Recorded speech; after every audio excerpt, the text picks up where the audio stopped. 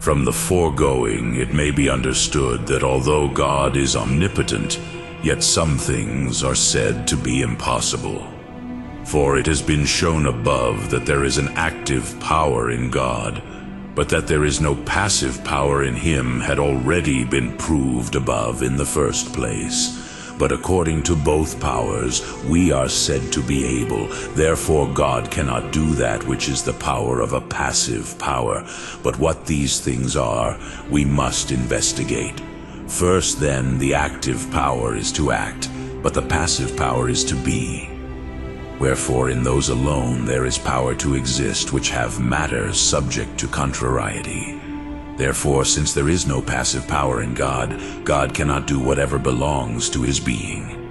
Therefore, God cannot be a body or anything like that.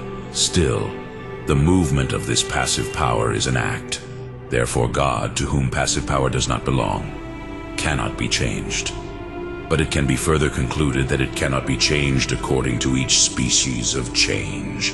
That which cannot be increased or decreased, or altered, or generated, or corrupted.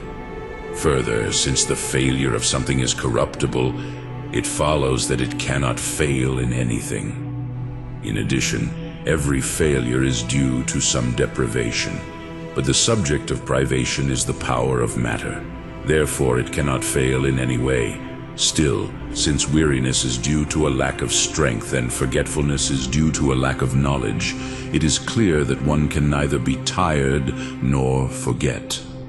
Further, neither to be conquered nor to suffer violence, for these things are nothing but that which is born to be moved. Similarly, he cannot repent, nor be angry or sad, since all these things sound like passion and failure.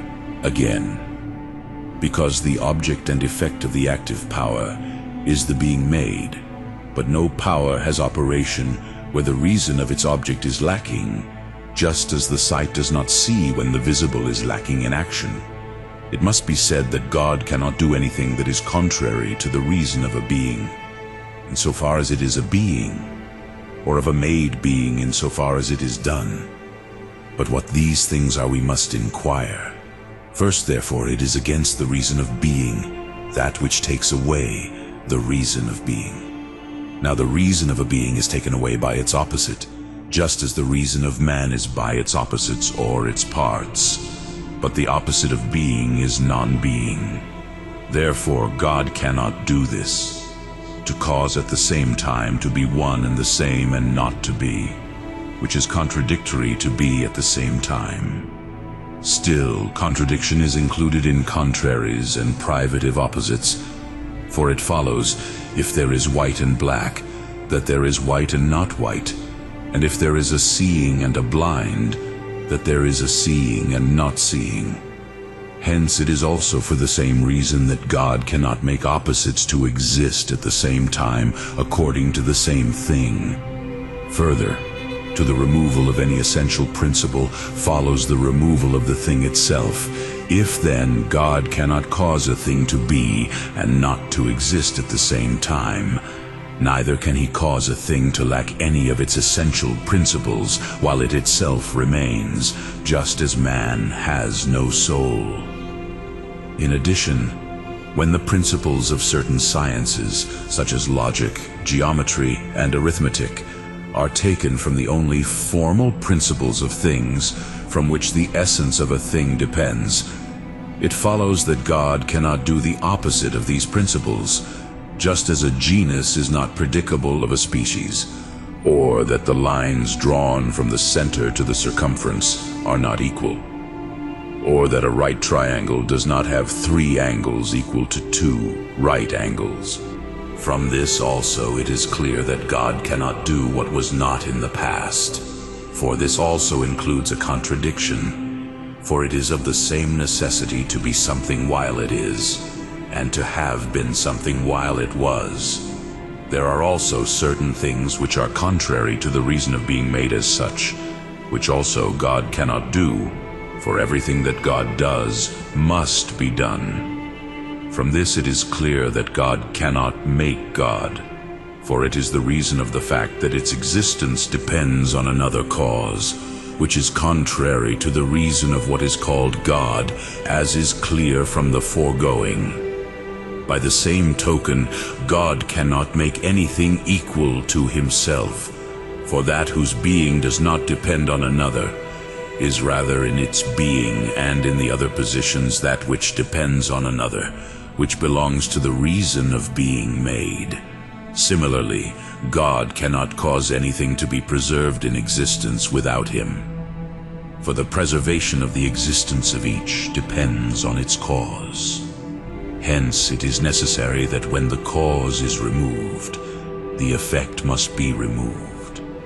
If therefore there could be anything which was not preserved in existence by God, it would not be its effect. Again, because he is acting through the will, he cannot do what he cannot will. But what cannot be willed can be considered if we understand how necessity can exist in the divine will.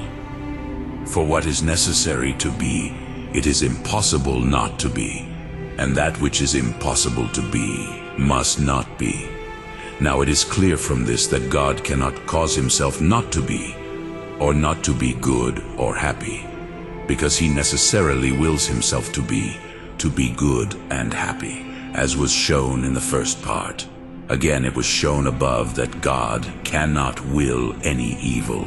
Hence it is clear that God cannot sin. Similarly, it was shown above that God's will cannot be changed. Thus, therefore, he cannot do what he wills without being fulfilled. It must be known, however, that this is said in another way, and cannot be done from the premises.